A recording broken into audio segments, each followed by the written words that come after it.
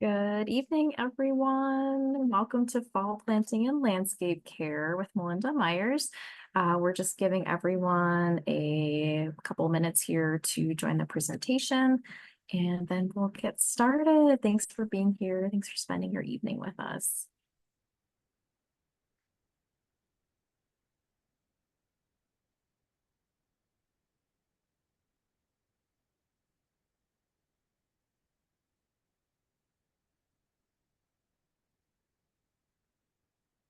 I'm seeing lots of people coming into the presentation.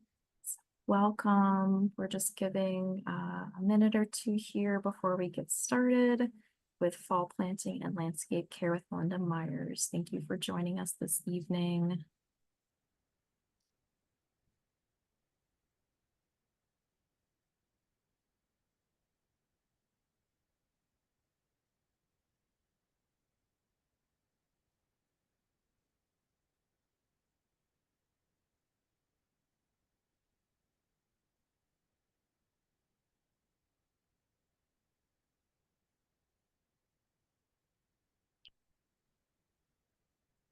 Hello again to everyone.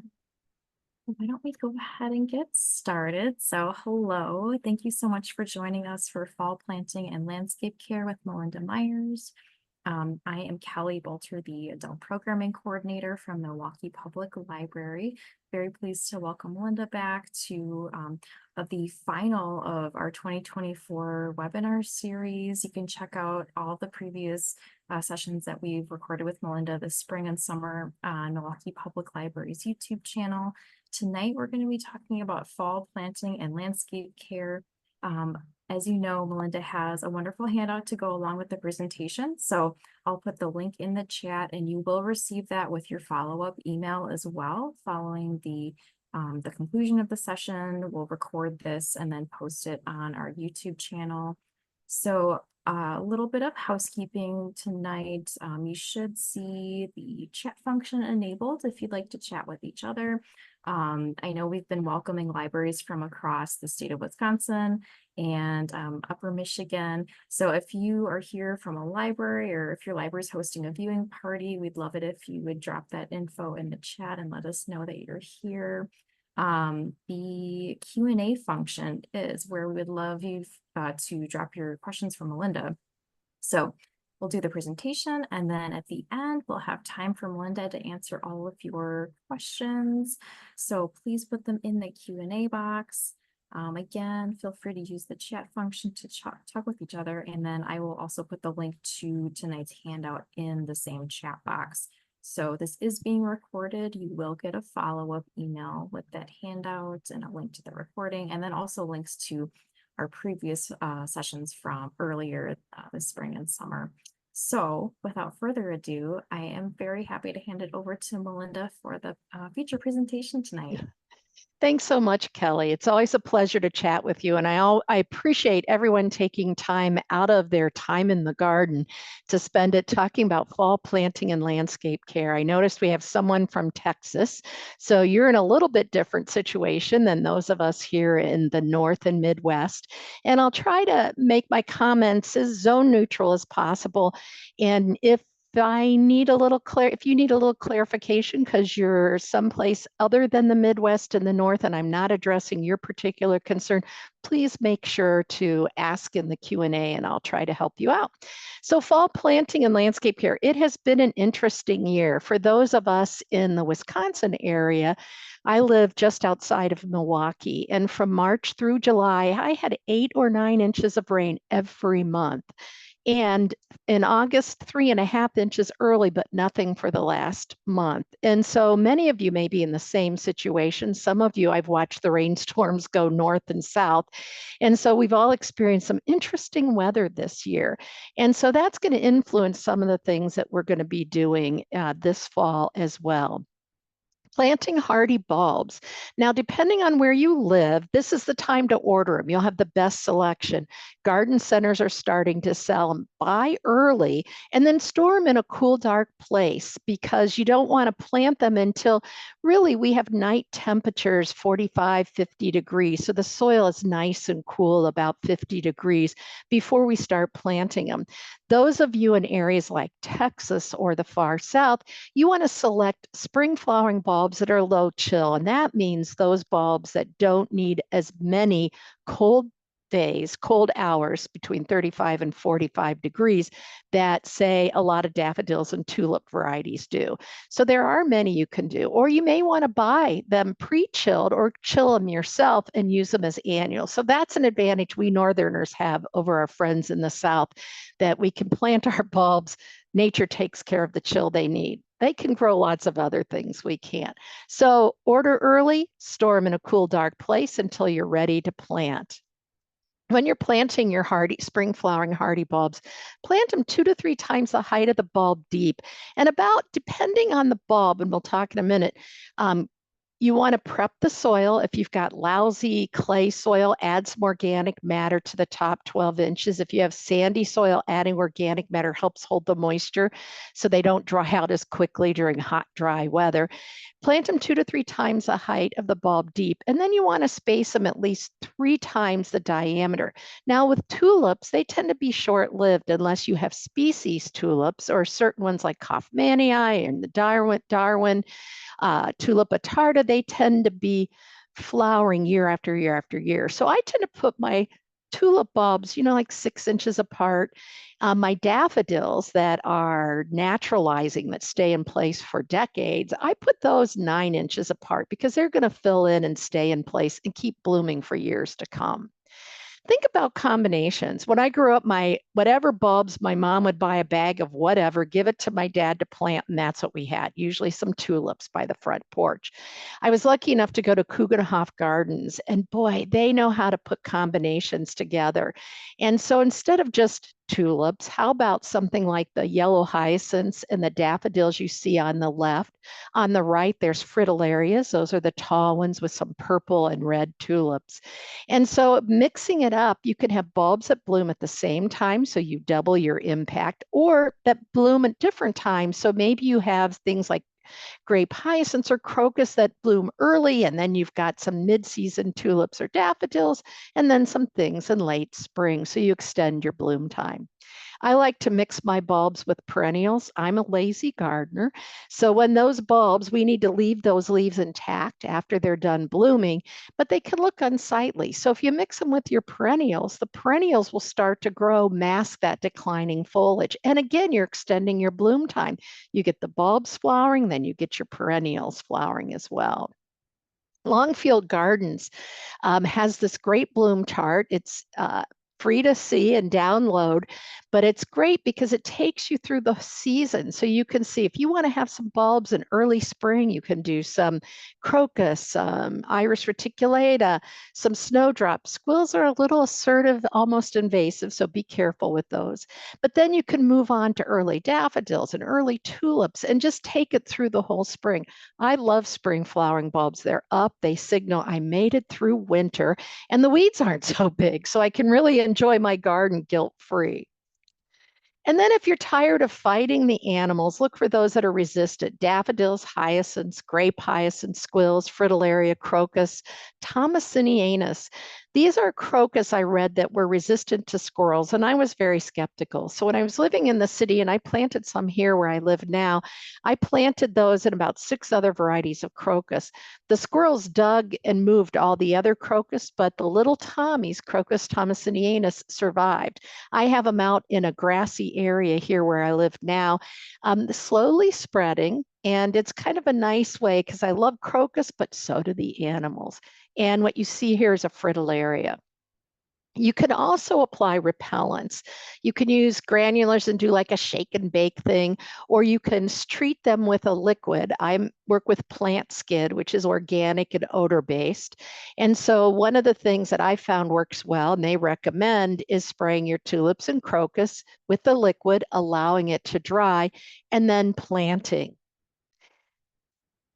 And then after you get them planted, you may want to apply some Plant Skid granule to the soil surface. And that's just kind of doubling the impact so that you can maybe really increase the odds of success. Now I have to tell you my story. I planted like 500, 600 tulips last fall. Loved them. The spring was beautiful. So I treated the bulbs before I planted. I treated the soil surface at planting. I treated in the spring as the leaves emerged, and I had great show. But what happened is I moved my feeders because the turkeys were invading my gardens. And so I moved the feeders out of the garden. The squirrels no longer could reach the feeders and they started digging and eating my tulips. So I had to reach for the repellent again. So I let down my guard, darn it, and they got a few of my tulips, but I saved the ones they hadn't found yet. So again, looking for those that are susceptible to animal damage, or you could use wire baskets too. Either make your own out of chicken wire, a little covering, or buy those so that the animals can't get to them. This is also a great time to plant trees and shrubs. And I have to be honest, when I started my career many years ago, we used to feel that spring was the time to plant. You get the plants in, the trees and shrubs in spring. They have summer to get established and fall before winter comes. But our summers have been very hot and often very dry. And for our friends down south, that's even more so for you being hot. And so we found that fall planting, the soil's warm, the air tends to be cooler. And we did some research when I worked for the city of Milwaukee Forestry, and we found that we had a higher survival rate with our trees we planted in the fall. Part of it, I think, were the growing conditions. So we got the plants in, they put down their roots, and they do a lot of root growth after the leaves drop. They got established before winter. A lot of times we have good rain in the fall, but not too much like we often have in spring. I think the other reason for success is the planters were happier. If you're not fighting the weather, you're going to do a better job planting. And so with this hot summer, a lot of my plants have been sitting in pots waiting to go in the ground. I'm hoping for a little cooler weather so it'll be easier on them to get established. I'm just going to do a brief overview on planting trees. One is it's okay to ask for help. This is my friend Mark who gave me a hand. And moving the plant by the root ball, not the trunk. Too often I see people grab the trunk and lift it, especially on container grown plants. And what happens is that separates the trunk from the root and you get damage. You've paid a lot of money for that tree, and a lot of what you paid for are the roots. And so rolling it, using a ball cart, having an extra set of hands, it's okay to ask for help. Then you want to find the root flare. And this happens to be a balled and burlap tree. You may want to, and even in a container, just carefully move the soil back away from the trunk, called a trunk flare or a root flare. So if you hike in the woods, you've probably tripped over these because you see trees that were naturally planted from seed. This develops at the soil surface, so that root flare is above the soil. Now, when they're being propagated, grown in the field or in a container, often the soil ends up piled around the trunk. That trunk needs to be exposed to the air. So we're going to carefully pull back the soil, find the place where those roots go like a bell-shaped curve away from the trunk of the tree. That's going to be at or slightly above the soil surface. We're going to measure from the root flare to the bottom of the root ball. That's the deepest part of our planting hole. We don't want to dig deeper because it'll settle, and then our tree or shrub ends up too deep. We want to make our hole 2 to 5 times wider. Now, the good news is research found it doesn't have to be the same depth all the way through. It could be saucer shape, so a little bit shallower on the edge. Research out of Morton Arboretum found by just disturbing that soil, you're breaking it down, making it easier for those roots to penetrate. And then especially if you have heavy clay soil, roughen up the sides of the hole, because when you're digging, you'll notice it almost looks like a glazed pot, and it makes it harder for those roots to explore the soil beyond. Remove the wire cage and peel back the burlap. So what I do is I cut the wire cage, bend it down, cut it, and just there may be a little part underneath. When I worked for forestry, we found some trees that failed and their roots actually were girdled by the metal cage. You may need to talk to your nursery. Some nurseries, if you remove the burlap and the wire cage, it voids the guarantee. A lot of the burlap used sometimes doesn't biodegrade in our soil. Research has really found that this is very helpful in the longevity of the tree. So you can see here, I've removed the wire cage, I cut back the burlap. and then backfill with the existing soil. What we found out is if we amend that soil in the planting hole, the tree, the roots go, this is great. It's like a container underground, and they fail to explore the surrounding soil. And so by backfilling with existing soil, you're giving those plants are going to get a head start getting used to that soil beyond the root ball. Oh, I want to just go back here just real quick. Then we'll talk about mulching and watering in a minute. Those of you, I know we had someone from Texas, and some of you in some parts of the country, especially the Southwest, you have a very shallow soil. And I know some of you may have to break through some of that hard clay layer or rock layer to create that area to plant your tree. Or you may want to berm up and create an elevated planting base for that so that that tree has room to grow out in the surrounding soil. When we're planting shrubs, you want to look for the crown, that space where the stems join the roots, and that should be at the soil surface. Using the handle of a shovel is a great way to check the depth on that. So we want to, again, the deepest part of your hole should be from the crown to the bottom of the root ball, at least 2, 3, or wider for a good root penetration from that root ball. Make sure you're spacing properly. I actually have a 4-foot lath I have with me all the time because I'm notorious. I was a small space gardener for many years, and I'd kind of push things together. I have more room now, and these shrubs have really filled in just a few years. This was in 2015 or 17 I planted, and within 5 years they were connected and looking great and making a great backdrop.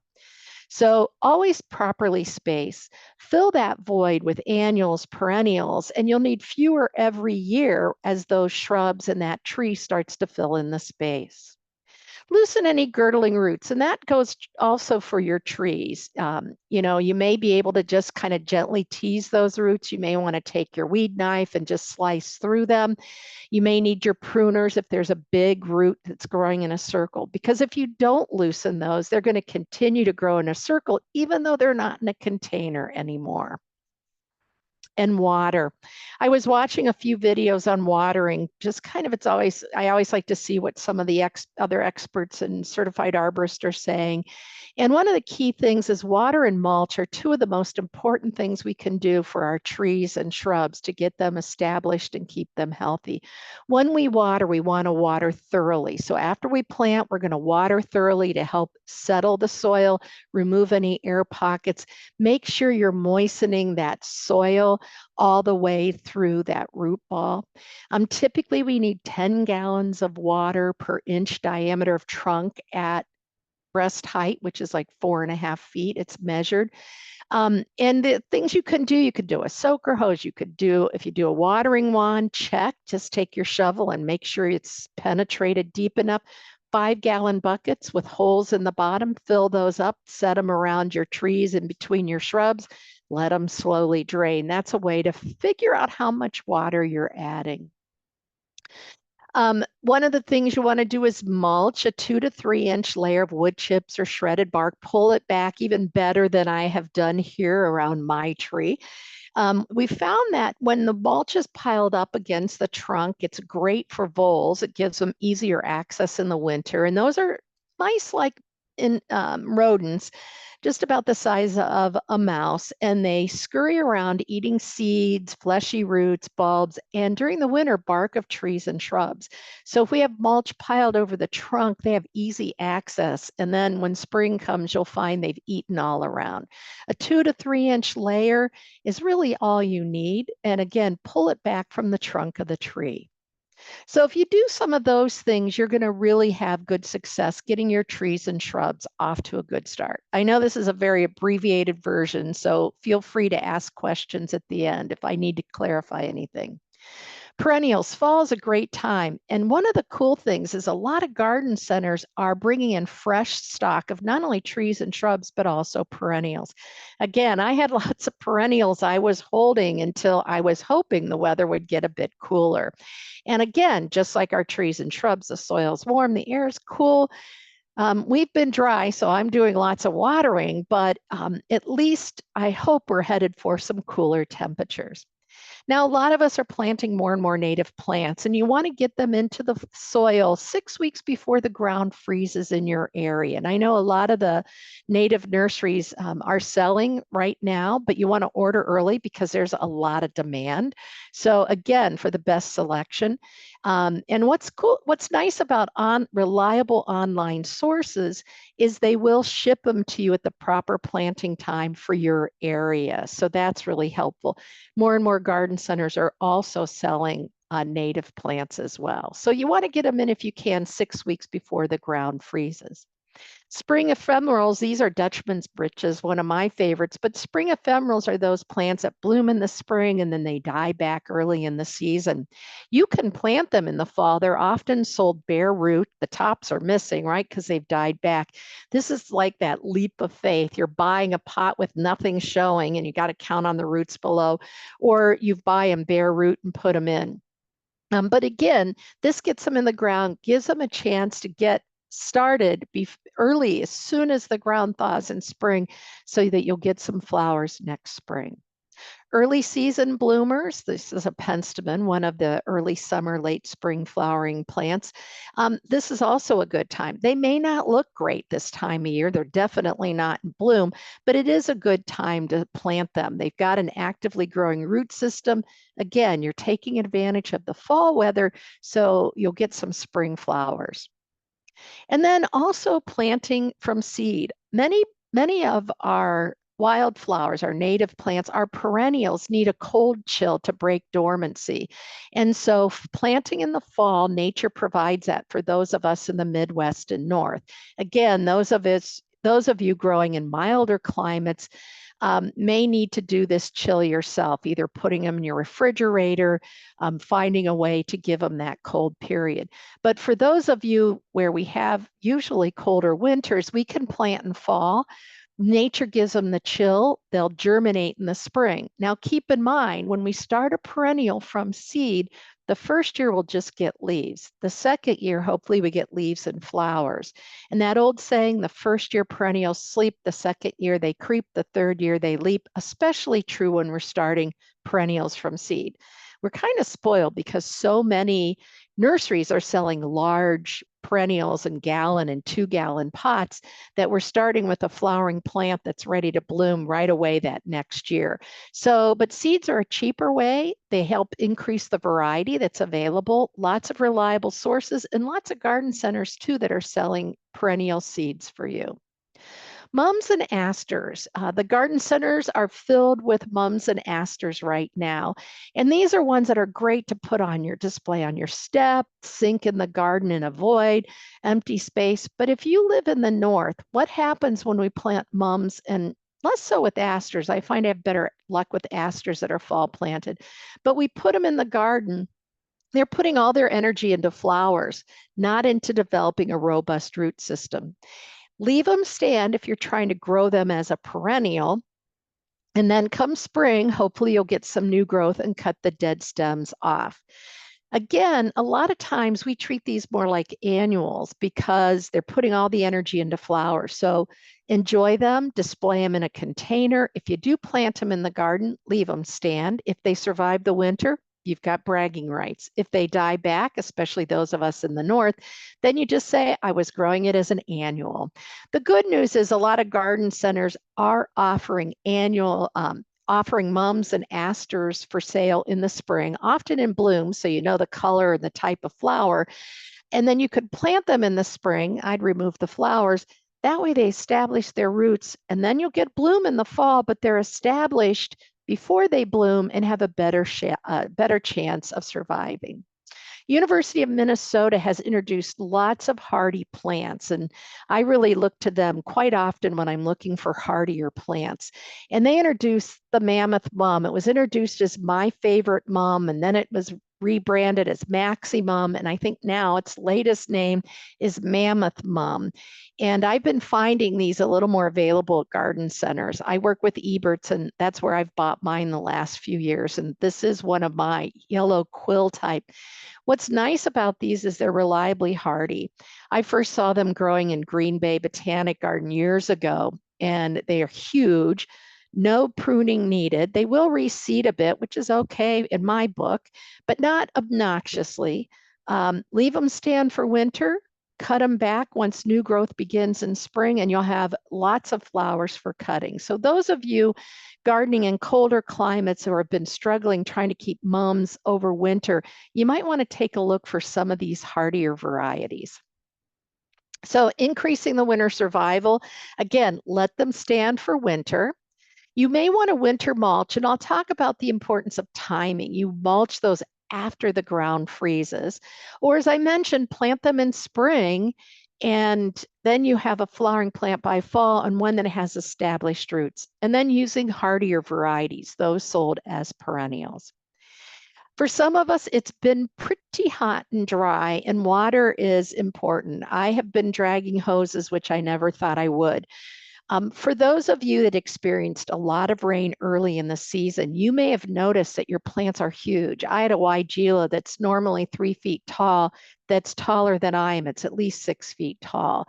The problem is I've trained my plants to be drought tolerant, watering thoroughly, less often, encouraging a large, robust root system able to pull water where it's available. But then we had rain almost every other day. So I have lots of lush succulent growth. It's demanding more water. It's really showing a lot of drought stress and scorch because of the current hot, dry weather. So I'm watering more than I usually do this time of year. So water is important throughout the fall until the soil temperatures are in the 40 or the ground freezes. So keep that in mind. So check the soil moisture, digging down 4 to 6 inches. Check the root ball. Those new plantings, you may be watering that root ball a little more often, especially shrubs grown in soilless mixes or perennials grown in soilless mixes planted in heavy clay. That difference is the clay soil won't dry out as quickly as the soil that the plants were growing in the container. So you may have to water that root ball a little more often than the surrounding soil. So it's okay to dig down, check the soil, start looking at your plants. They'll kind of get that funky grayish green before they wilt, a good sign that you need to water. Priorities, new plantings. Moisture lovers, it's a birch, a river birch in the middle. They love moist soil, and evergreens. These are your priorities if you've got to go, I can only drag the hose so many times, or if you're experiencing any watering restrictions. These are your priorities. Anything new, not just trees and shrubs, but especially these are the big investments, but your trees, shrubs, and perennials, evergreens, and moisture lovers. Established trees, don't overlook them. My Buckeye is pretty drought tolerant, and that was the tree we were planting back in 2014 or 2015. It's now huge, and it's starting to show fall color. I started watering it a couple weeks ago. 10 gallons of water for every inch diameter breast height, so at 4.5 feet tall. Soaker hoses are a great way to get water throughout that canopy, underneath the canopy. And that's where the branches overhang. So when we're watering, deciduous trees, we want to water the soil all under the canopy. For evergreens, go a couple feet beyond. Again, water and mulch are the critical things for our plants to keep them healthy. Mulching, as I mentioned, we talked about mulching trees and shrubs, but don't forget about your garden beds. I know a lot of gardeners, myself included, we're still doing a lot of weeding.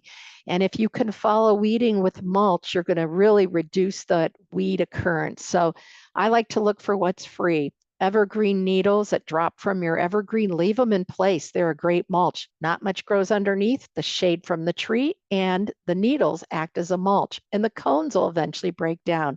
Leaves, if fall leaves make a great soil mulch, and they create a good insulation for the soil as well. For my perennials, if I don't have enough leaves, I'll use twice or 3 times shredded bark. It breaks down more rapidly. I'm okay with that. That's adding organic matter to my sandy soil. I tend to be digging and dividing and weeding a lot, so I don't like those wood chips that end up getting worked into the soil and temporarily tying up the nitrogen. But wood chips are an option too, as well. Just kind of keep them above the soil. There's been some recent research that says if you can put a layer of compost or leaves down first and then put your wood chips down, that the leaves and the compost really help feed the soil, while that wood chips help suppress weeds. They suppress the weeds, conserve moisture. They'll eventually break down, adding organic matter and nutrients. So if you've got a supply of compost or you've got some leaves, put the leaves down and then your wood chips. And I mentioned leaves. If you're mowing, the only time I would bag is when I was mowing in the fall and I was trying to collect the leaves off the lawn. You can leave some on the lawn as well, but they make a great mulch. And this is a great time when you're planting your perennials or just your existing ones. Put a fine layer. The finer the material of mulch, the thinner the layer. So leaves, you only need about 1 inch. So what mulching does, conserves moisture, suppresses weeds, it protects the soil. Think of all those heavy rains we've had lately, and bare soil is more subject to erosion and compaction. So it really helps. Keeping the grass away from your trees and shrubs. Grass is a huge competitor. And so keeping the grass away allows that tree to get all the moisture and the nutrients from the soil. They're not competing with the lawn, and you're going to promote more growth. But no mulch volcanoes. I see this too often. Um, Sometimes it's covering up the soil that should have been hauled away. Sometimes the mowing crew knocks it up. Sometimes people see this and think they should do this. But pull the mulch away. What happens is you'll get adventitious roots. So roots form on the trunk, grow around, and end up girdling that trunk, or the trunk ends up rotting. So pull that away, find the root flare. The bigger the mulch ring around your tree, the better for the tree. Conserves moisture, important during hot, dry weather, but it also reduces the competition. So get rid of those volcano mulches. I need to take a picture of these spruce trees now. This was a few years ago. These came with the house I bought. And so, you know, it was kind of a pain. We had weeds, we had grass growing. It was up to the tree, so it made mowing a problem. And I really had too much to mulch. So I edged the garden bed. I mowed the area because that was the easiest way. Then I edged. That slows the infiltration of grass and weeds. I laid down cardboard. I weeded underneath the trees, you can see.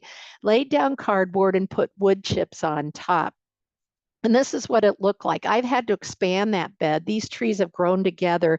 They're 1.5 times at least bigger than they were back then, just moving the grass back.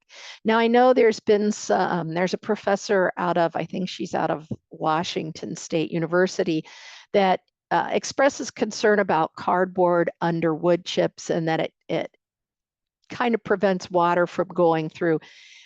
I've been using it. I've had great success. I did not have to weed this garden for 5 years. And trust me, if I don't have to weed a bed for 5 years, it's a good thing. So for me, cardboard and wood chips have worked great around trees and shrubs. So what else do we need to do? We got new plants in the ground. What do we do with our existing plants? Leave your healthy perennial stand for winter. It increases winter hardiness, many beneficial insects overwinter in the stems of many of our perennials. I think it adds winter interest. Some of those plants provide seeds or berries for the birds. And I'll tell you, the birds help me through winter, all their activity and their color coming visiting my garden. Do cut back anything that's disease or insect pest infested. So, you know, those are the things. They can carry that fungus from powdery mildew, leaf spot diseases. Certain insects will overwinter in the plants, the bad guys, not the good ones. And so they'll be there next year when the plants sprout. So cleaning up in the fall often is enough to take care of certain problems. We do want to cut back hostas after, and we'll talk about when to cut these back, because Leaving your hosta foliage stand in the garden after it dies back, great home for slugs over winter. And if you had a lot of rain this year, you had a lot of slug damage, so we don't need to give them a winter home. And also helps with nematodes. So getting rid of that foliage reduces those problems. Irises remove the leaf debris back to the ground because this is the place the iris borer is a day-flying moth, lays its eggs in the iris debris. They overwinter in that. And then when the iris start growing, they hatch and they go into the healthy leaves, start feeding through the leaf and into the rhizome. So you want to clean up any of those dead leaves on your iris, any of the debris. In your vegetable garden, get rid of any diseased vegetables. Squash vine borer, you can see I had a bad case of it this year.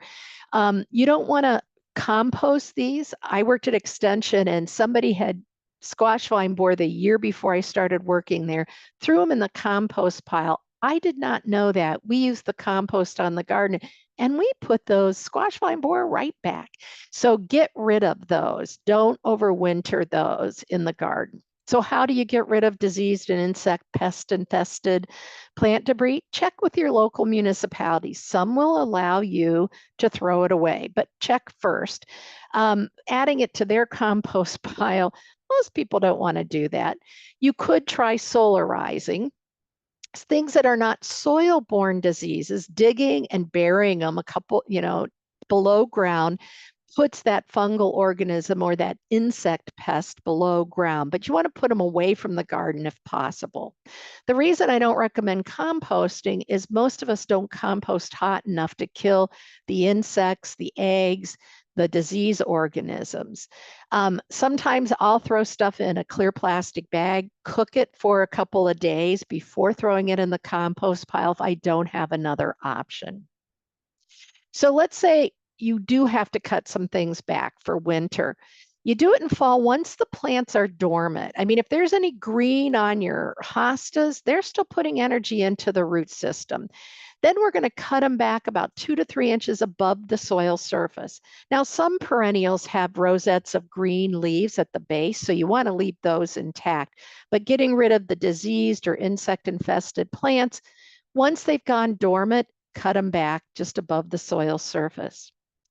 Leave everything else stand for the winter, as I mentioned. So when do you cut it back in the spring? You want to wait till the temperatures day and night are hovering in the 50s, at least for several days, even a week. I used to say, oh, go out and clean up your garden in March when there's 40 degrees. But that's too early. We're finding out more and more how we need to manage our landscapes for pollinators. So wait for those temperatures to warm. If you can't, and then when you do cut them back, leave some of the stems 18 to 24 inches tall, and you could cut others back to the ground. What they found is many of our native bees will spend summer in these hollow dead stems. The new growth covers these dead stems, so you won't even notice them. They'll eventually die back and add organic matter and nutrients. So we want to leave some stems standing for our native bees to live in over summer. But let's say you can't wait. So the stuff you do need to cut back to the ground, stack it out of sight and leave it there so that the pollinators and the other beneficial insects have a chance to exit just in case they're still in those stems. I'm lucky I have big property, so I have plenty of space to do this. I was watching a video and she tucked them under her spruce trees, so they were out of sight, but still where those pollinators and other beneficial insects could exit when they were done. Lawn care. My lawn is not green right now. We don't water. And so if your lawn is dormant, less activity, leave it dormant until hopefully we get some rain. What happens when we bring lawns in and out of dormancy? So we can't stay in the brown, we water, water, water, bring it back to green, and then we get our water bill, and then we stop watering, and those lawns going in and out of dormancy are the ones that suffer. Northern bluegrass and fescue and perennial ryegrass lawns can go 8 weeks during a drought and be okay. Watering, say, 1/4 of an inch every 3 or 4 weeks just keeps the crown of the plant alive. If you're watering your lawn during the drought, water when you leave footprints in the lawn. That means it's time to water, and give it a good soaking. A good inch once a week is usually what we need in most soils in the north when the temperatures are cool. When you are mowing, continue to mow high. The taller the grass, the deeper the roots. You don't have to mow shorter at the end of the season. Some people prefer to do it. You definitely don't want to leave it too tall. So, 2.5 to 3.5, 4 inches is your normal mowing height in the north for cool weather grasses. That works fine for winter. If you want, you can cut it a bit shorter in your last mowing. And leaving your clippings on the lawn throughout the season, that's equal to 1 fertilization. And so continue to leave them. As long as they're small, like you see here, they're going to break down quickly, even in the fall, adding organic matter and nutrients. Check your mower blades, and yes, I know I need to clean the bottom of my mower it's been pointed out, so I get it. But make sure your mower blades are sharp. It'll be faster, so you can mow quicker. You'll use less fuel, and your lawn will lose less moisture because those wounds will close more quickly. And I always think fall is a good time to keep this in mind. So if you're winterizing, I have electric mowers, so I don't have to worry about this. But if you're winterizing your mower, this is a good time when you're taking the blades off anyway. Get an extra set, have them sharp and ready to go when the mowing season begins again. But keep mowing as long as your grass is growing. Aeration, that's only if needed. Too often, we're told we need to aerate every year. Aeration helps with compacted soil. It should only be done when your lawn is actively growing. If possible, if whoever's aerating your lawn or you are, sometimes they'll drag a piece of chain link fence behind or something to break up those cores so they break down quickly, adding organic matter to the soil. So it removes plugs. It needs to be moist. If it's bone dry, your lawn probably should not be aerated anyway, but it's hard to penetrate and pull those cores out. So your lawn needs to be actively growing. The soil is moist. It's easier to get the penetration to pull those cores out. If you can break them down, great. And if you could top dress with compost, even better. But aeration helps with compacted soil. It does create openings in the lawn. So even though dethatching is more effective on removing thick thatch layers, you will see some benefit, especially if you top dress with compost. Fall fertilization. Labor Day, for cool season grasses, you could also do between Halloween and Thanksgiving. For those of you growing warm season grasses, you want to make sure you put your last application down at least no closer than 6 weeks to the first fall frost, so you don't experience some damage. Now, again, if your lawn is dormant, you probably know I work with Milorganite, and it's a low nitrogen, slow release fertilizer. I was going to fertilize this. I only fertilize around the house, and I was going to do a new area around Labor Day, but it's been so dry. I'm going to wait. Hopefully, we'll get some rain. The good news about Milorganite, low nitrogen, slow release. So if I apply it now, it's going to do nothing until we do get cooler temperature and rain. And then when the grass is actively growing, the nutrients are available. So let the condition of your lawn decide what you're doing this fall. I mentioned I use a bagger in the fall when I cut my lawn. Now my woods are separate. I just leave those leaves there, but I mow them in the lawn area. And if they're the size of a quarter or smaller, it won't hurt the lawn. And they'll break down, adding organic matter and nutrients to the soil below. And then be sure to sweep off any clippings, fertilizers, chemicals off of your soil.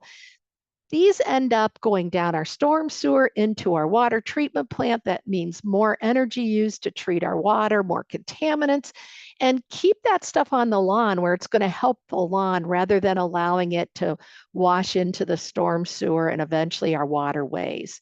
So, it's all I can do not to stop my car when I see people mowing and shooting them into the clippings into the curb and the street, because they know it's going to be washed away down the storm sewer, but that's not what we want to have happen. And speaking of what not to rake to the curb, I know many municipalities, you rake your leaves to the curb, they'll come and pick them up. Now, I'm a big fan of raking them into the yard because they're valuable nutrients and organic matter. What I observed when I lived in the city of Milwaukee is my neighbors would rake their leaves to the curb. It would always rain, cars would park over them. The rain would wash some in the storm sewer. So then the street and sewer crew had to come and clean the leaves out of the storm sewer. And then they came and they picked up the leaves. They shipped them off to be composted. That company put it in a bag and sold it back to us. Seems like we shouldn't be doing that. So I had a small city lot. I know it's challenging, leaving them on the lawn, shredding them with your mower, one way to manage them. They are excellent as a mulch. They provide habitat. They're insulation for the queen bumblebees that are underground, insulation for toads and frogs that overwinter underground. Some insects winter in the leaf litter, so it provides habitat. So leaving those leaves under your trees, shrubs, and perennials are great.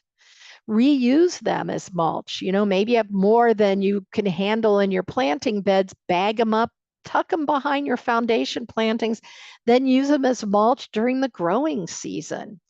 Again, you can mulch your perennials in the fall with your leaves. Shred them and dig them into your new planting beds or your annual beds. You'll be amazed. They break down over winter, they add organic matter, and you do this every year and you're going to improve your soil. Or add them to your compost. And this is my friend Dorothy, who has this amazing area in her backyard where she composts, collects leaves, and stores them to use. So this is a great time to start composting. I was interviewed by Real Simple, and they asked me, when's a good time to start composting? Well, I think any time, but in fall, we have lots of the ingredients available. We've been growing crops all summer. We may be getting ready for winter, but again, anytime. So if you've read about composting, you hear a lot about greens and browns. When I was working as an extension agent in the 80s, they banned yard waste from our landfills, and people were chanting equal parts of green and brown, help the microbes break it down. Well, I'd get calls going, is this green? Is this brown? And it made people afraid to compost. Here's the deal, put it in a pile, it will eventually decompose. The better you create your pile and the more effort you put in, the faster you get results. Greens are nitrogen rich things, items like manure, your vegetable clippings that are green, fruit and vegetable kitchen scraps, plant-based, no animal things, herbicide-free grass clippings, okay? Seaweed and kelp if you live near a lake. Browns are carbon rich, coffee grounds, evergreen needles, corn stalks, corn cobs, fall leaves, straw, non-glossy paper, and cardboard. So if we have equal by volume, the nitrogen and the carbon work together, they break down more quickly and they're better for our plants. The things you don't want to add, don't add bones, meat, fish, fat, and dairy. They attract rodents. Disease and insect infested plant materials I mentioned before, because most of us don't compost hot enough to kill these. Perennial and invasive weeds. These things are often not killed. And so you make your compost, you put your compost and these right back in. Same with weeds gone to seed. Annual weeds are fine that haven't flowered, but once they flower, many continue to form seeds. And you don't want to add these to your compost unless you're really cooking at 165 or higher, because those weed seeds will survive. And again, you'll put them back in. No charcoal ashes. Grass clippings, don't use them if you've recently treated with a chemical. So here's a way to do a layered compost pile. 8 to 10 inches, mix up the greens and brown. Then you're going to want to add an inch of compost. Now, some of you are like, well, I haven't composted. Where am I going to compost? What I do is I use an organic planting mix. And so when I dump my annual pots and things, I use that as my filler. And so we'll do our greens and brown compost. Put some fertilizer. Of course, I'm recommending Milorganite, but use a low nitrogen slow release that feeds the microorganisms. You want to repeat until it's at least 3 feet tall and 3 feet wide for maximum decomposition. Compost bins are really just to hold the stuff in place or to mask it from the view of you and for your neighbors as well. This is made out of 2x4s and hardware cloth. And what I like about this, and they use eye hooks, you can take it off and move it side to side. So when you turn your pile, then you can move the pile, the bin, so it's easier rather than lifting it up and over the sides of the compost bin. My goal was always a 3-bin composter, and this is my friends Stacy and Ken. So one bin you stockpile, the middle bin you start creating, and then the third bin you can turn when it's ready to turn. So you've built your layer, it heats up, you've moistened it to a consistency of a damp sponge, and then you turn it after several days. It will heat up, and when the temperatures start cooling, you turn it, putting the material on the outside to the center because it's least decomposed, the stuff in the center to the outside. Moisten to the consistency of a damp sponge, which you may not have to do. Check the soil moisture and do the same thing. It'll heat up. When it cools, you can turn it. Now, the more effort you put in, the faster you get compost. Once you turn a compost pile, you don't have to go to the gym that day. And again, put it in a heap, it will eventually decompose. It just takes longer. A tumbler composter is a great way. You don't have to use a fork to turn it. You just turn it and twirl it. The problem I find is gardeners always say, I never have finished compost. The problem is you keep adding fresh material. And so you have finished compost, but it's mixed with the fresh material as you're turning it. The solution is either two tumblers, or for small space, a dual bin. And check with your local municipality. Because of rodent issues, some municipalities have requirements for certain type of compost bins. This is a dual bin, very small, it'll hold a small amount, but what I like is you stockpile on one side. Once that's full, you add some fertilizer, moisten to the consistency of a damp sponge, start twirling, and stockpile on the other. It'll finish up when the one's done. When you've actively composted, it's done, empty it. The one you stockpiled becomes your active composter, and then you keep going back and forth. If you have a lot of material, you might want 2 large bins to do this. Trench composting. This is what I grew up doing. My dad would send my brother and I out to the garden with a shovel and the rinds or whatever to dig a hole. And so it's basically, you want to try to get it down at least 8 to 12 inches. I'm lucky my garden is fenced in, but if it's open to animals, you want to get it down at least 8 inches deep. Cover it. I usually put a thin layer and mix some soil in and then cover it totally. And so trench composting, you could see here, you can do it throughout the season. So we've got the trench dug between our rows of plants, maybe in the back of a flower garden, and we're fertilizing, improving the soil, and we're repurposing all those kitchen scraps in the vegetable garden or the flower bed. So we're adding nutrients and organic matter to our soil. For me, I have space. This works very well for me. But I know I was a small space gardener for a long time. And this is my friend Ray Greighton. This was many years ago. And he had this amazing garden in Glendale and some of the best soil I've ever seen. And he taught me so much about growing vegetables in the north.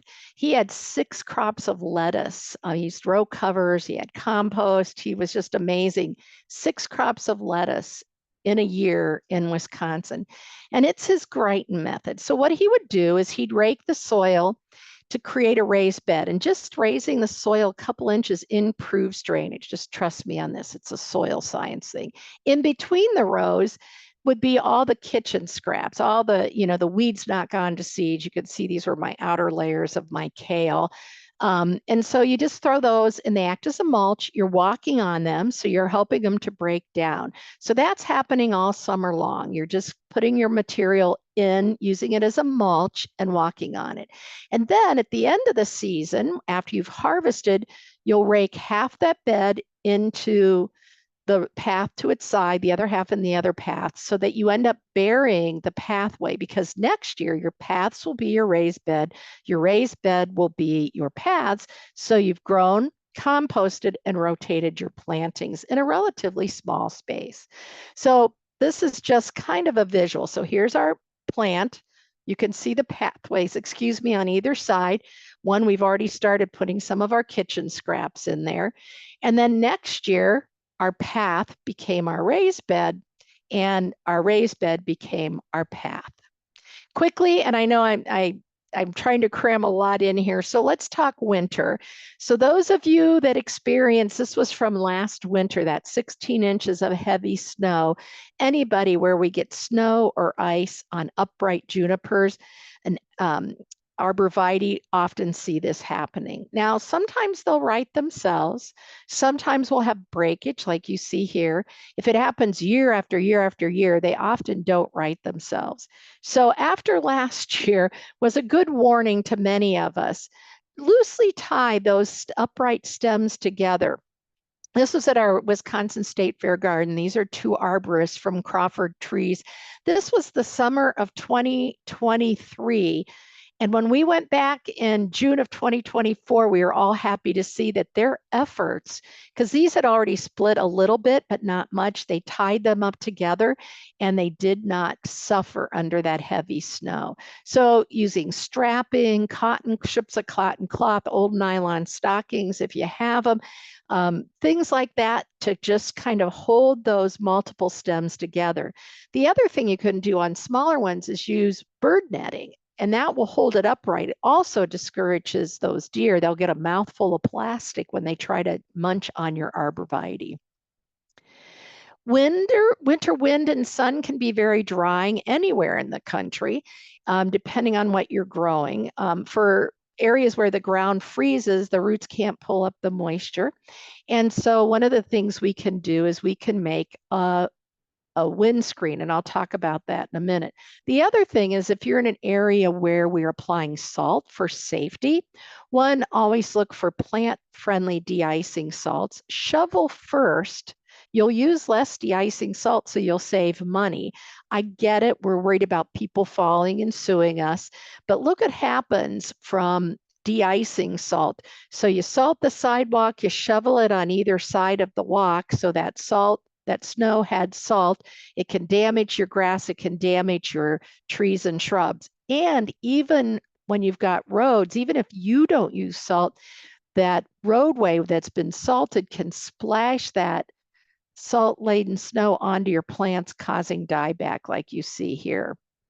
So what can we do? We can use windbreaks and also block some of that de-icing salt. This is at our botanic garden, and not open for the public during the winter, so it doesn't matter. These aren't real attractive. You can get green burlap. You can get camouflage burlap.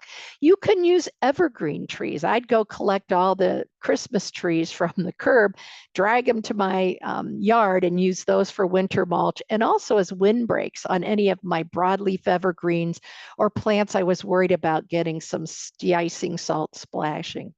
Remove those branches, and once the ground freezes, you want to wait till the ground freezes to apply the winter mulch. The idea is to keep it cold, because this is for those borderline hardy plants, things subject to early sprouting, things that got in the ground later than planned. So wait till the ground freezes and then cover them with straw, marsh hay, or evergreen boughs. And the idea is to keep it cold, because what happens often is we get freezing, thawing, the soil shifts and pushes plants right out.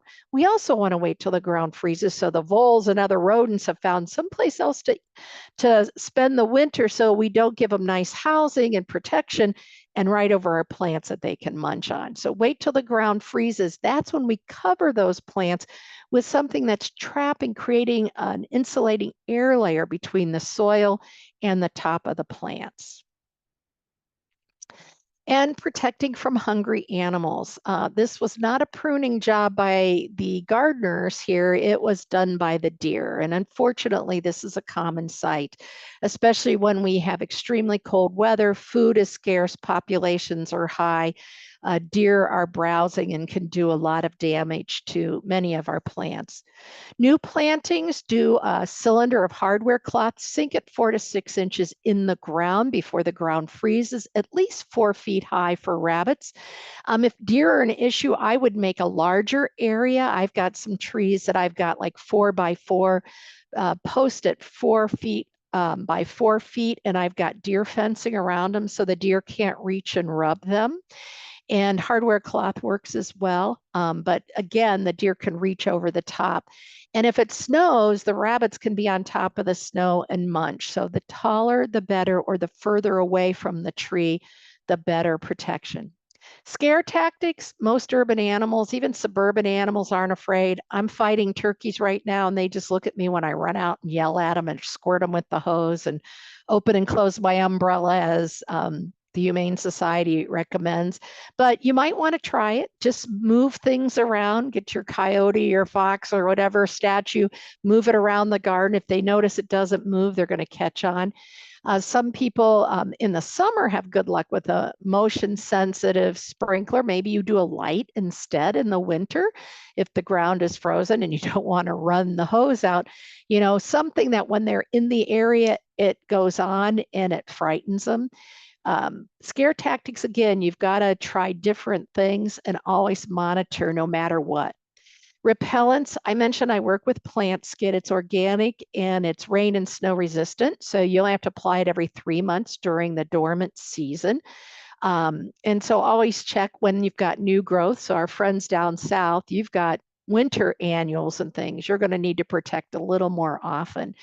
Whatever repellent you use, if you can start applying before the animals begin feeding, reapply as directed on the label, and then monitor. Sometimes you need to use fencing along with repellents, and you need to try a variety. You need to do different things so that you keep the animals guessing and out of your landscape and prevent them from eating your good plants, your key plants. In the fall, if you're using a rain barrel, thank you. We appreciate it. When the temperatures fall below 40 degrees, it's time to disconnect. Turn your rain barrel over, drain it, remove any debris, store it in your basement, your shed, your garage, and then reconnect your downspout so you're pushing that water away from the foundation. Fresh Coast Guardians has a great webinar on winterizing. So go to their website. It shows you how to winterize your rain barrel. So again, storing it in the basement. If you leave this plastic in an area where the water freezes, ice expands, it's bigger than the water and can crack, and you'll be replacing your rain barrel too soon. And then you want to make sure you're getting that water away from your foundation. Last, and I'll quickly go through this, how about those trees, shrubs, and perennials that either you grow in pots and you want to, but they're not hardy, or you don't want to leave them out for winter because they're borderline hardy if they're up. Plants in containers, those roots are exposed to the cold temperature. When they're in the ground, they have the insulation of soil. So when I was gardening in the city, I had a lot of trees, shrubs, and some perennials and vines I had in pots. I would put them together. This is at my new house, and I had plants that didn't get in the ground. So one of the things you can do with perennials, trees, and shrubs that are hardy for the area, but they're in pots, if your containers are weatherproof, like these, they're not fancy ones, I put them together. I used annual containers around them for insulation. You could also throw bags of mulch or topsoil, throw wood chips over there, anything to insulate the roots because you want to keep them from freezing. This on the left is my house in Milwaukee. I had a great area between my garage you see here and my house. It was very sheltered. I one year had bagged leaves, and leaves aren't the best insulator for winter. So I bagged them up, put them around, threw snow on top, and I was able to keep a chamaecyparis, weeping lilac that now is growing in the ground, some clematis, and some other perennials that I display on my patio in grow pots, put them in pretty pots for the summer, and then in grow pots that I didn't care about to overwinter them like that. Or heel them in. Dig some trenches in a vacant part of the garden if you have room, set them in there, then cover them with wood chips. For bulbs, dig, cure, and store. So once they have a light frost and start to die back, or your glad leaves are turning yellow, dig them up, spread them in a warm location. There's information on the handout in terms of how long you cure them, and then store them in a cool, dark area. I have some of my bulbs in pots. I just take the whole pots, store them in my basement. I have a cool area that has 3 walls that are exposed to the soil. So it's the coolest part of my basement. And I store them there and I have great success. So it's finding that cool spot in your basement, or you can lift them out of the soil if they're growing in the ground, let them cure, and then pack them in peat moss or sawdust. My friend Ann says she goes to the pet store and gets that bedding, the pine shredded bedding from for the pet store, and has great success storing her dahlias that way. You could overwinter hibiscus and mandevillas and other tropical plants as house plants in a nice sunny window. Just water and grow them, water them and treat them like your other house plants. That's one way. I've also had good luck putting them in the area where I store my non-hardy bulbs. I just water often enough that the roots don't totally dry out, and then bring them back up into a sunny, warm location in March, start fertilizing. And that's a great way to do it when you don't have room in your windows to overwinter. Bananas, you can overwinter like cannas, just the rhizome, or you can overwinter them as a house plant as well. I've seen people cut them back. There are fiber bananas that are hardy to zone 5. So, and I have been seeing more and more of them for sale online. Now, if you're bringing stuff inside and you're growing it like a house plant, insects might be an issue. If you can isolate them or quarantine them for a couple of weeks, that's great. Monitor. I always like to use organic controls. Insecticidal soap will kill certain phases, like the adult, if you've got to have a contact, great for aphids and mites. Year-round spray oil, some it's year-round spray or other horticultural oils are lightweight oils you can treat growing plants, and it kills the egg, the larvae, and the adults. Both of these you need to repeat, because if you don't contact and fully cover the insect, then you've missed it and they can keep reproducing and affecting your plant. So that's why that 2-week quarantine is good. If you have pets or kids or grandkids visiting, you know, this is always a safer option, and teaching our kids not to eat things they shouldn't, but I know how that goes. I was lucky enough to interview Dr. David Franco at Miami University, Miami of Ohio. And he wrote the book Palms Won't Grow Here and Other Myths. And he was overwintering palmettos. And this is just near Dayton, Ohio. And so cold winters. And he has this whole system of overwintering borderline plants that you typically wouldn't overwinter out in the garden in Ohio and other Midwest states. So you might want to check that out from the library. And last but not least, we talk about planting. Be safe. In Wisconsin, it's Digger's Hotline. Call 811 wherever you live. They'll get you to your local underground utility locating. It's a free service. They contact the utility companies. They come out and mark the utilities in your area. It can reduce the risk of injury, even death, reduce the inconvenience. You hit the cable line, no one's happy, and save you money, because if you don't call first and have them mark it and you damage the underground utility, you have to pay to have it repaired. Each state has some different guidelines, but I always say call 3 business days in advance just to be safe. I want to thank Milwaukee Metro Sewage District and Fresh Coast Guardians for sponsoring this webinar. They make it possible for me to offer these for free. And then also for Milwaukee Public Libraries for hosting. They're such great partners in getting information out to all of you, and I appreciate all of their efforts. You know, I work with Milwaukee Metro Sewage District, and Milorganite's a byproduct of this sewage district, and Fresh Coast Guardians about getting people to help protect the health and well-being of our fresh water here in the Great Lakes. So converting that waste product to a fertilizer and making sure we keep as much on our property, water-wise, organic-wise as possible, we'll have better gardens and healthier lakes and streams. And then last but not least, help me grow, gardeners. Somebody helped you, inspired you. These are my 2 grandkids, now 17 and almost 14, and digging for worms, I think. And whatever gets kids out, they're more focused. They do better in school. Girls raised in a landscape environment suffer less peer pressure. You know how good you feel. Inspire someone in your neighborhood. Maybe it's a family growing a garden for the first time, the youngsters in your life. someone recently retired. We all feel better when we dig in the soil, plant things, watch them grow, help spread that passion around. We can create a kinder and gentler world, one garden and gardener at a time, but we're going to have to work together to do just that. Stay in touch. All my contact information is on the handout, and Kelly and I both put it in the chat, so you should see it there as well. I know I went a little long. Thank you, Kelly, for your patience, and all of you for listening. And I covered things kind of quickly. So, if you have questions or need me to reiterate, don't be embarrassed. Someone else has the same question as well. Thank you so much, Melinda. We definitely learned a lot. And so we do have some questions to start off with. And I just want to remind everyone, check the chat. We've got the link to Melinda's handout in there, and we'll send that out with the follow-up email along with the recording. Hopefully by early next week. I'm just thinking today's Thursday, so hopefully early next week I'll send that out. So first question we have is from Tamara. Tamara is wondering, do you have any tips on how to collect seeds from native plants and flowers? As a follow-up question, how does one work with them to make sure that they have the best chance of being viable when planted? You know, this is where there are some really good resources.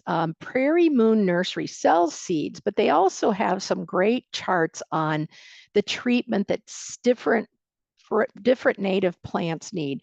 Some need a moist, cold period, some need just a cold period, some don't need any cold period. I mean, if I always go, if it's blooming and set seed in the middle of the summer, that's when I'm going to plant it. It probably may just need to be in the ground. It may need a warm, cold period to germinate. So that's a great Moon. Prairie Moon. They sell native plants, but they have great information. I'm pretty sure it's on their website. I know when you buy seeds, they send it out. Lots of good information online. So we typically wait for the seeds to dry on the plants, and then we'll collect them. And then looking up online, Seed Savers also has good information.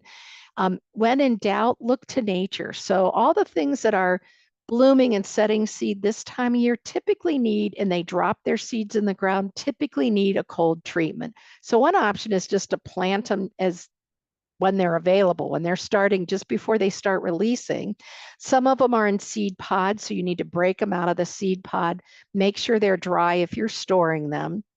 Again, finding out if they need that moist treatment. And I'm trying to think if there's any good, I'm sure the library has some excellent, your library has some excellent resources on propagating native plants. And I'm trying to think if I have any good ones. Neil DeBull wrote a book on prairie plants for the gardener, for gardeners, but I'm not sure if he talks about germination. I have the book, I'll have to look at. I know, Kelly, you guys have that at the library, right? So you might want to check out Neil DeBull, DIBOLL. I'll make a note. I'll check our catalog and then I Okay. can add that to our follow-up Perfect. email. Thank you. And I'll take a look too, and I'll email you, Kelly, and I'll take a look at that and some of my other resources that will give you some of that guidance on how to treat the seed. So we're going to wait until typically the seed pod dries. The seeds are very visible. Then we usually separate them from anything that's an issue. If it's got a covering or it's in a pod, we'll break the pod and separate it out. You could plant them right away. That's usually the easiest. Or if you're going to store them again, a lot of times I'll throw them in the fridge and hope for the best, but some things will do better with moist, like vermiculite or sand mixed in, because they need moist cold treatment. So how's that for not quite answering it?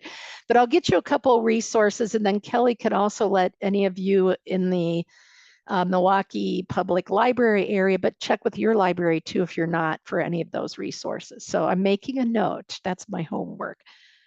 So good question. And if you're in the Milwaukee metro area, Mequon Nature Preserve does seed collecting. I don't know if they use volunteers. That might be a good place to get some experience, do some good things too. So check with your local nature center. A lot of them are looking for volunteers, so you'll get the training, and a lot of them have way more seeds than they need. So it might be a way to get paid in seeds as well.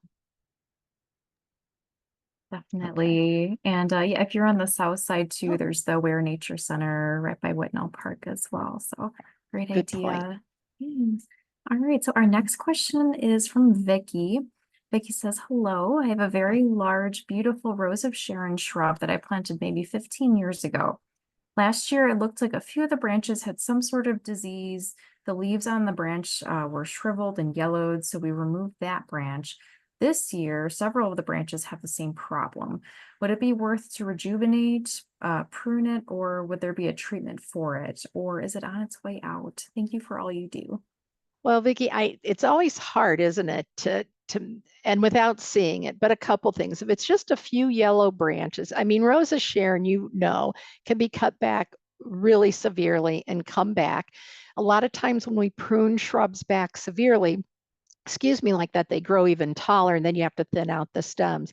If it's a few plants just at, you know, just a few, I take the whole branches out, disinfect your tools between cuts. I like to use either like a disinfectant spray or I'll keep some rubbing alcohol in a small container and I'll have a couple of pruners. So I'll make a cut, throw it in there and pull the other one out. So I have two pruners. So I'm one soaking while the other one I'm using, especially if you're concerned if there's a canker on that and you cut accidentally into that, then you cut into a healthy part of a different stem, you're spreading the disease. It could be some type of wilt, a bacterial or viral problem, but if it's a branch here, there, and with our weird weather too, if you're in the Midwest, especially southern Wisconsin, all the rain we had early, now hot and dry. The universities, most universities have a plant disease diagnostic clinic. University of Wisconsin does. They do charge a fee to answer email questions and look at photos, but it might be worth sending it to Brian. You can send me a picture at info@melindamyers.com, attach a photo, and I'll take a look at it and see if, oh yeah, it's this. Or if I can't, I'll let you know, but I'll do a little work, but seeing it might help me do. And if you can show me healthy, diseased, and if there's an area where the disease is meeting the healthy, that's usually where there's some good clues to what's going on. And I think if you like the plant, especially if it has any, that's like, oh, it was my grandma's or it was from, my mom's yard. You might want to try to save it. I'm one of those people that probably keeps plants way too long, but part of it I'm experimenting is what I say. So definitely if the whole thing is dying back, that's definitely a good sign that you want to find out what's wrong before you put another one in that area if you do dig it out. And if it's just a branch or two, check the soil drainage. We had a lot of rain early. Last year was really hot and dry. And if this is happening now, is that area tend to dry out faster? Was it okay when we had lots of rain, but it's suffering now that it's been hot and dry? Maybe more of a response to the weather. So kind of, if you do send me a picture, give me a little bit more like this started to show up whenever. You had a problem last year, just kind of refresh my memory and I'll see what I can do. Otherwise, you might want to go to the University of Wisconsin Plant Disease Diagnostic Clinic. You can send an email and a picture, and then to send a sample, there's directions how to do it in more detail. If you decide that you want to try to take a chance and keep it, but you're concerned it's diseased. We've got another question from Tamara here. Tamara says, we had a basswood tree almost 50-ish years of age removed several years ago. I'm interested in planting some native plants like flowers or grasses in that space. Will there be enough room for the roots that the plants will do well in that area? Okay, so I'm guessing you had a basswood tree and it sounds like a big one and an old one. So that means you had a stump and some big lateral roots going out. If you had the stump ground out, that's a good start. But one of the things that happens is those grindings are slow to break down. And so sometimes I always have people say, I'm trying to grow grass where this tree was, and it's all pale or it doesn't work well. Adding some extra fertilizer to the area. Again, I like Milorganite, but I'd recommend a low nitrogen, slow release if you don't go with Milorganite when you're planting, just in case you've got some roots decomposing, the stump grindings in the soil. They will find their way around. What I find is I've had to pull out a couple trees here and there. And I find I dig out as much of the roots as I can. And when I'm planting, that's when I dig out more roots so that I make sure when I'm putting in some of those other plants that they have sufficient roots to get started, room to get started, and the roots will go around and eventually those bigger roots will decompose. But a lot of times when you have your stump ground out, they grind out some of the major lateral roots. So that really opens up the area. But again, watch for some nitrogen deficiency, the plants being a little more stunted or pale. Don't overdo the nitrogen, but that's why a low nitrogen, slow release, you can always add more if it needs it, but you can't take it away. And that'll feed the microorganisms that break down the roots as they rot and decompose. And so there's nutrients available for your new plantings. Thank you. Okay, our next question is from Jenny. Jenny says, with the drier conditions we're currently experiencing, how often should we be deeply watering our trees and shrubs? You know, I heard a seminar last winter before we knew we'd be getting all this rain from a retired plant pathologist. And he said he uses the old man method of, and that was his quote, of checking soil moisture. And he takes his shovel and goes down into the soil away from the trunk of the tree, but checking down the soil 8 inches, to, a shovel, a spadeful to see how dry it is. If you have heavy clay soil and you do a good soaking, depending on the temperatures, last week in the Milwaukee metro area, I woke up to 38 degrees, but it's back up in the high 80s again. So temperature influences that. Your type of soil influences. If you have clay soil, I would check weekly. I have very sandy soil where I live now.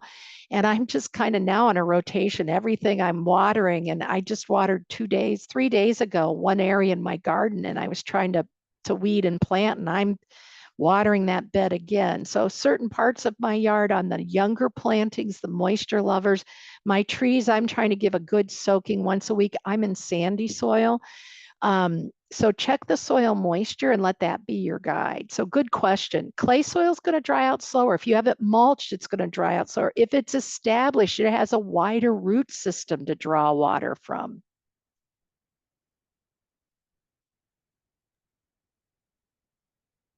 So Laura is wondering, does the 1 inch of leaf mulch in the garden bed need to be pulled off in the spring? So I think when we were talking about getting those leaves off the curb and Oh, using them in our great. Good. yard. Mhm. Thank you. That's a great question. Mhm. So here's a couple things. I'm so glad you asked. So if you're using it under trees and shrubs, leave it. That's your permanent mulch. It eventually breaks down and you'll probably have more leaves to add to it.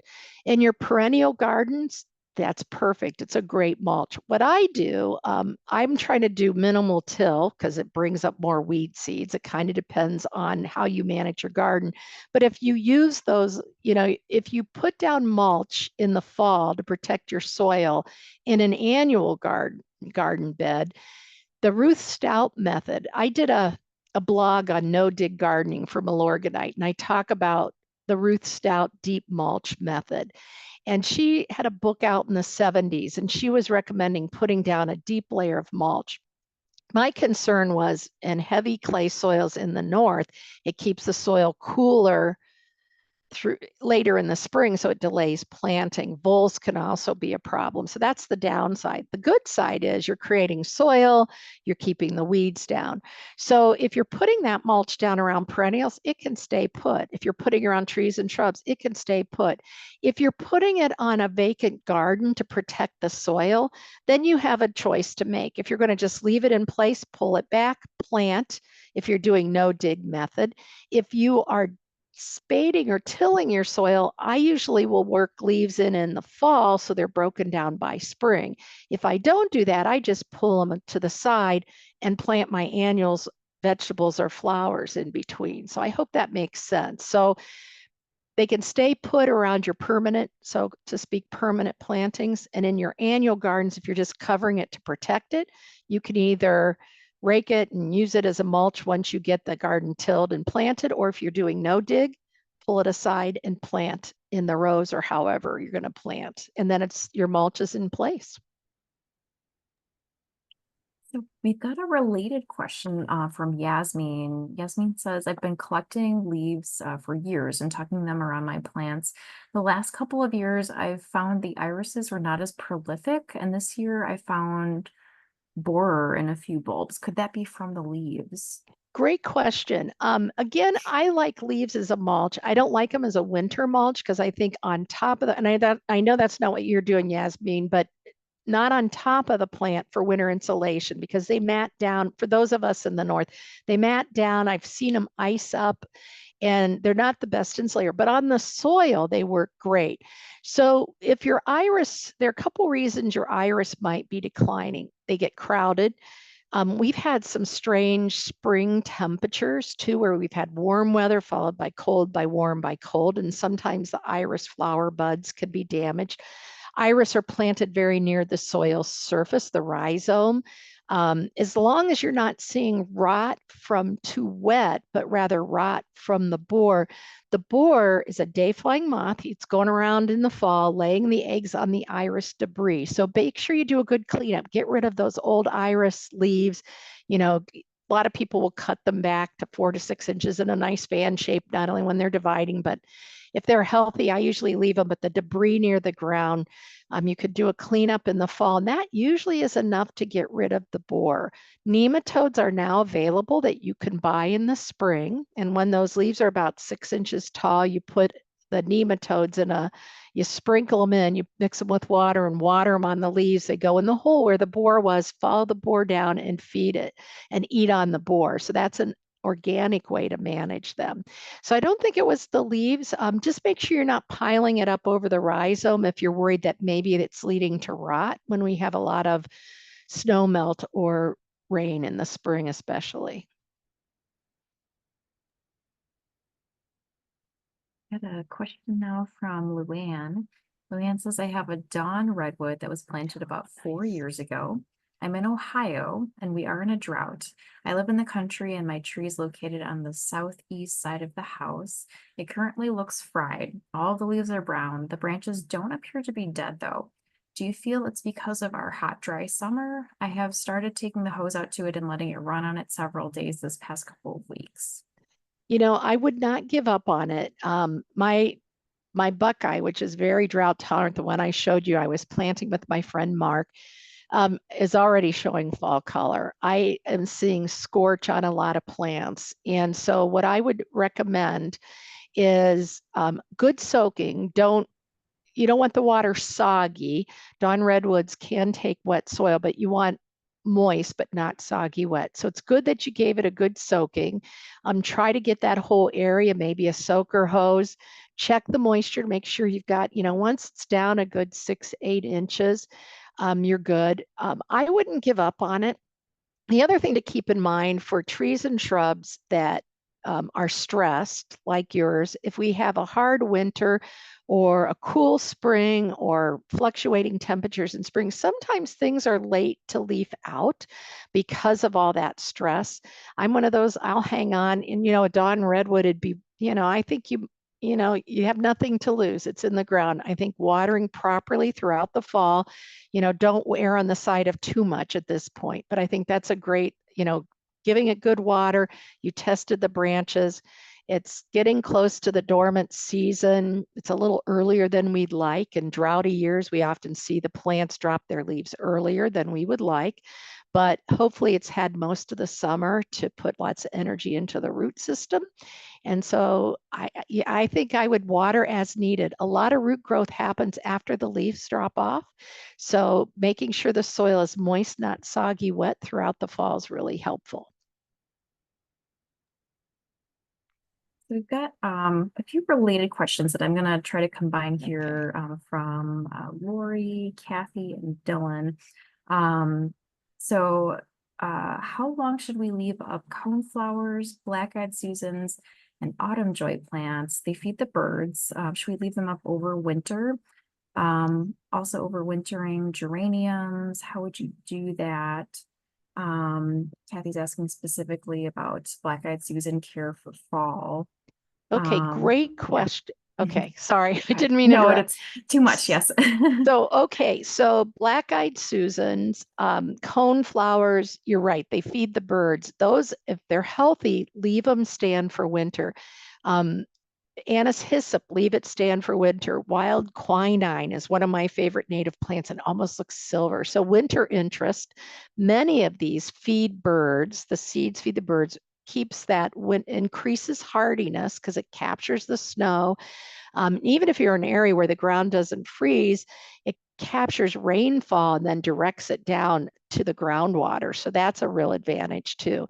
Leave them stand for winter. And these are some that then in spring, once we've got consistently, 50-degree temperatures, you could start cleaning up, cutting some of the stems to the ground, leaving some at 18 to 24 inches, stacking them out of sight if you can't wait that long.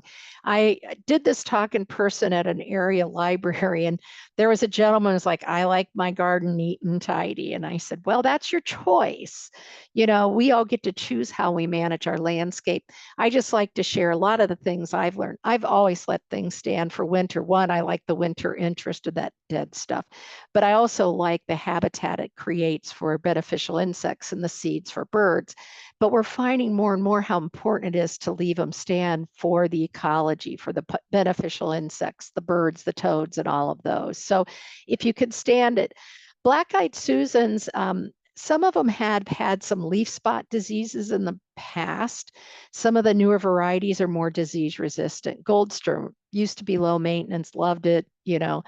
Um, and now we're finding that's got a lot of leaf spot disease. If you can stand to get it out of the garden and put in something that's more disease resistant, it won't kill. These leaf spot diseases don't kill the Goldstrom rudbeckia. It just looks ugly. And cutting it back to the ground, you basically are removing the seeds that you had for the birds. So I think that's one that's worth getting rid of. Aster yellows. I've got a coneflower that has aster yellows. I need to dig it out and get it out. It won't kill the plant, but it's a source of disease for my healthy coneflowers and rudbeckias that I have growing on my landscape. So that's on my list of things to do tomorrow, as hard as it's going to be, is to get it out of the garden so it's not serving as a source for disease. Geraniums. The old way, when you had root cellars or colder basements, would just dig them up, put them in a paper bag in the basement, right? Now, some of you may be able to do that. Some may put a potted geranium into the basement. You have nothing to lose if you're in the cold climate. It's going to die anyway. You could take cuttings. Now is a great time to take cuttings. I should have mentioned that. 4 to 6 inches on the new growth, less likely to bring insects in, which is great.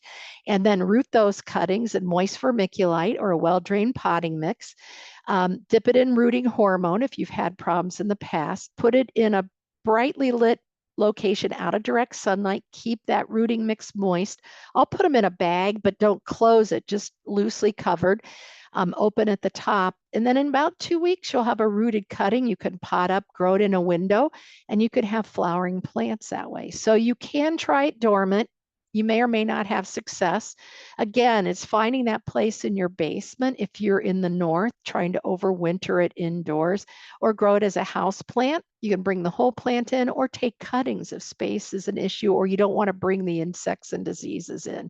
Begonias I have some begonias I've overwintered as house plants that are 4 or 5 years old. My Griffin begonia, some of my white dragonwing begonia I overwintered because I wasn't sure I could find it again. It's blooming now out on my patio in a pot. So it's kind of a fun way to keep gardening over winter and to save those hard to find things or that family heirloom as well.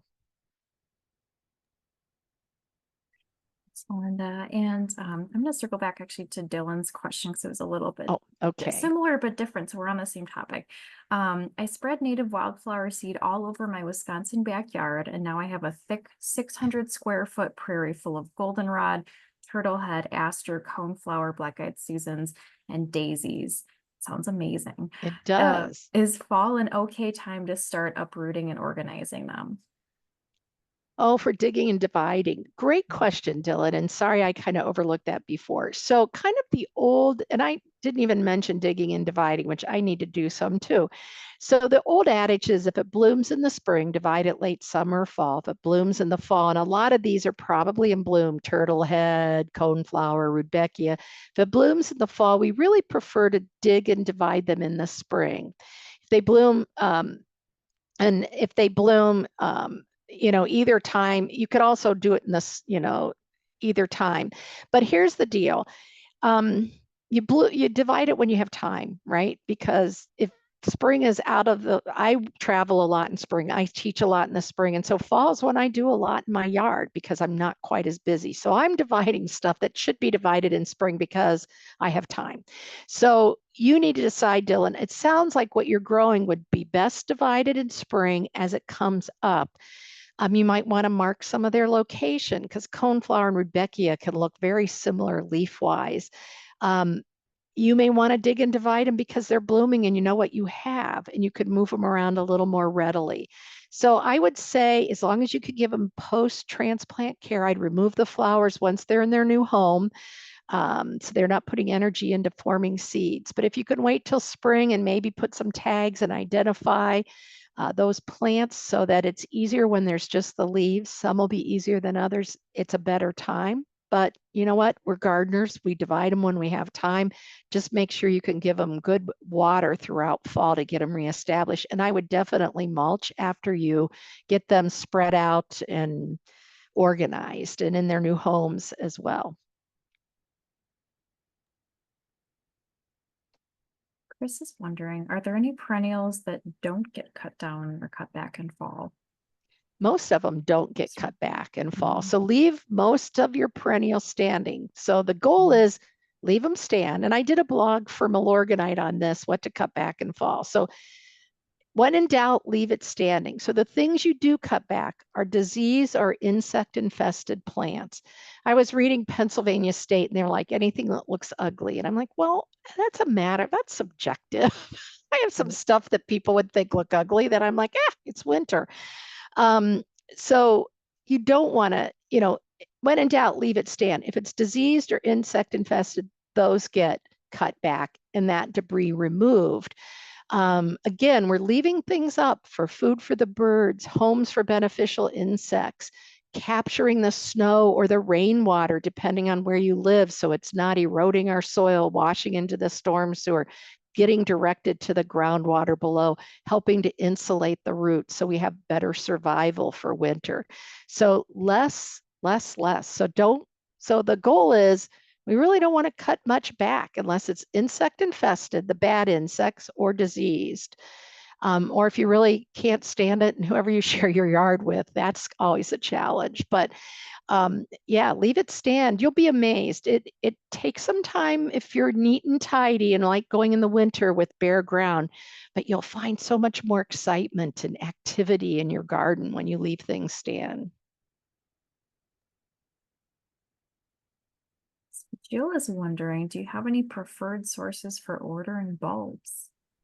Well, I work with Longfield Gardens, so obviously they're my preferred source. And they have, I noticed my friend Julie had chimed in too, and she's given me some feedback that she was impressed with the bulbs she ordered from Longfield. They have great quality. When you're looking for really rare and unusual, and Brent and Becky's bulbs, they have some of the harder to find bulbs, and they have good quality as well. And they're nice people. And so those are two of my favorite sources. There's a lot of good ones out there. As I mentioned, I work with Longfield, but I find I get good quality bulbs. They're good size, they're firm, they're not diseased. And Brett and Becky's bulbs I go to when I'm looking for some of those more unusual or harder to find bulbs that they don't have at Longfield. So those are two of my favorite. I'm sure some others should also we'll also add it to the chat if you have a favorite as well. And I'm just going to jump in here. I was looking in the chat too. Mary Lou was asking about what about zinnias and sunflowers, leaving them stand.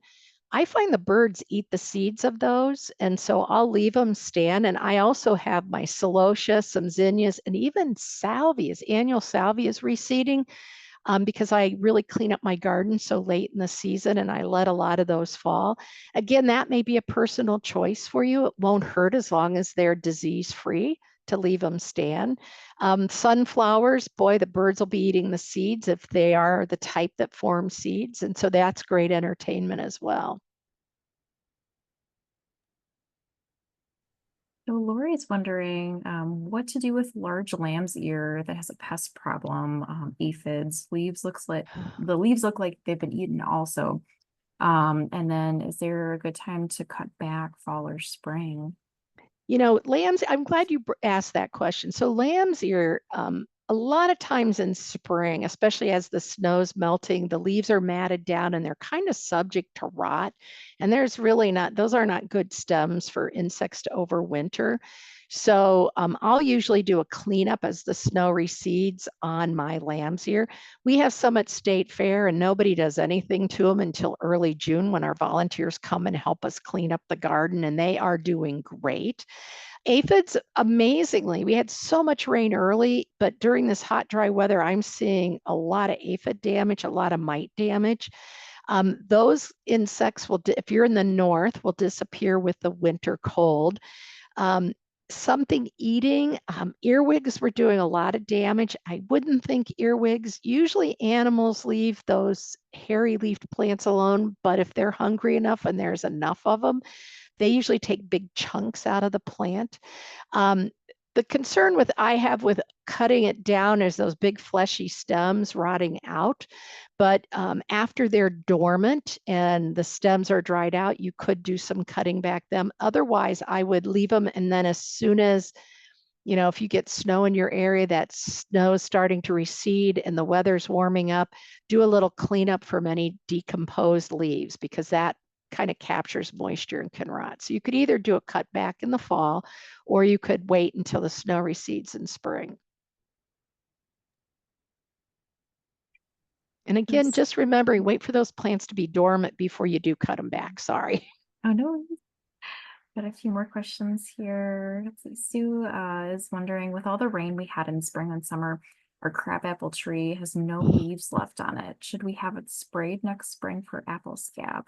Oh, I have one of those too. The last 2 years, they looked great because it was so dry. So apple scab, our plant disease specialist, Brian Huddleston, said it was the worst apple scab disease year he saw in the 26 years he's been working in this field.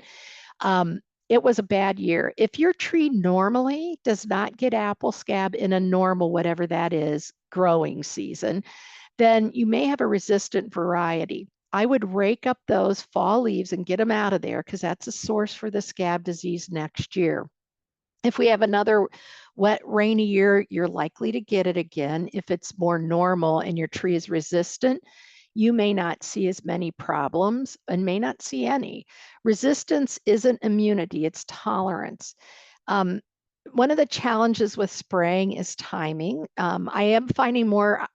For a while, a lot of tree care companies were not spraying for apple scab because your apple tree may be at the key time to spray when somebody 3 blocks over at a different variety and it's not the key time. But I'm finding more arborists are doing spraying.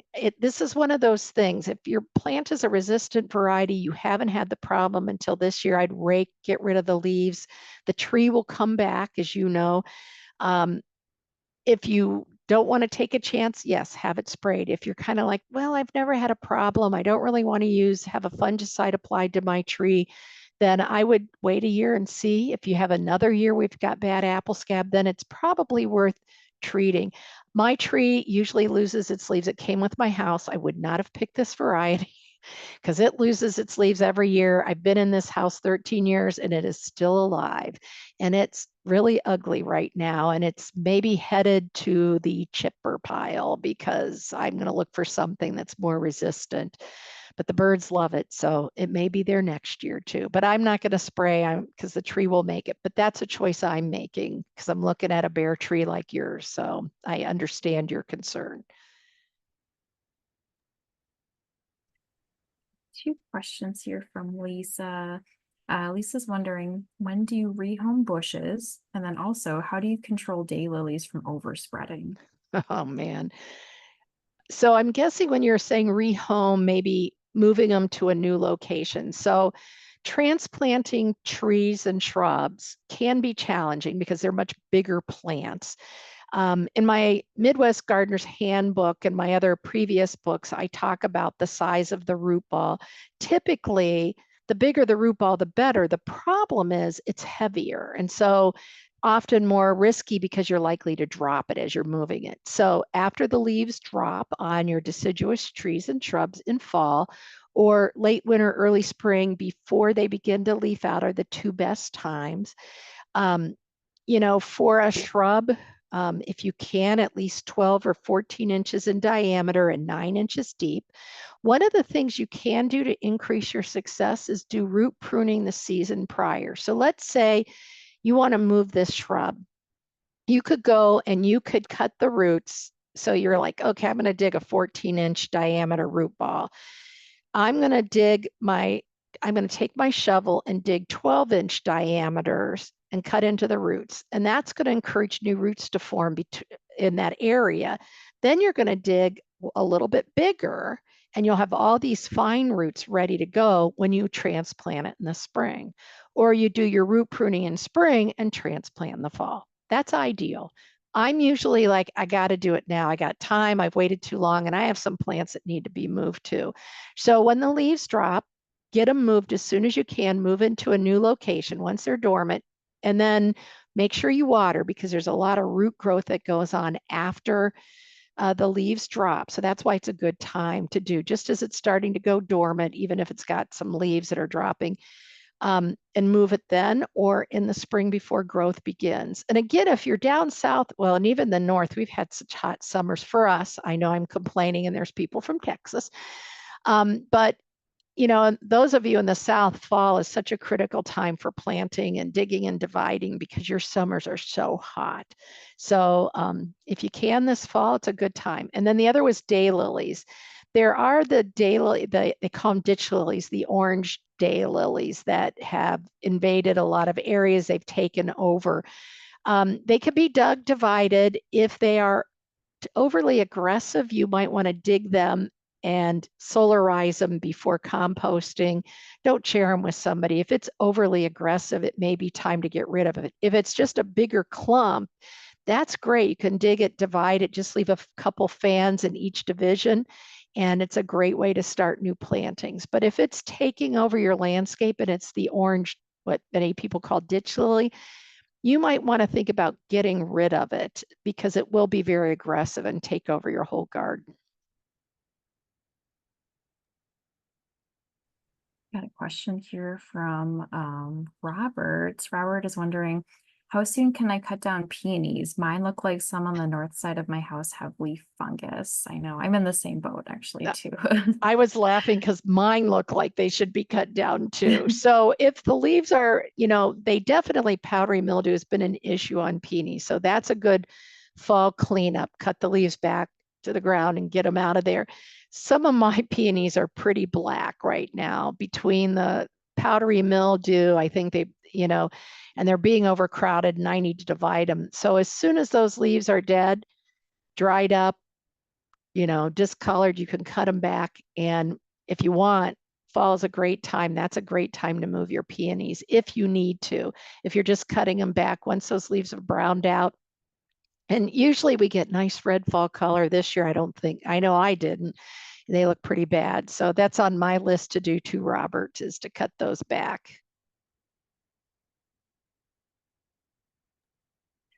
Well, thanks so much to everyone for sharing your questions this evening, and just tremendous thanks to Melinda as always for sharing your expertise and your time and your knowledge with us.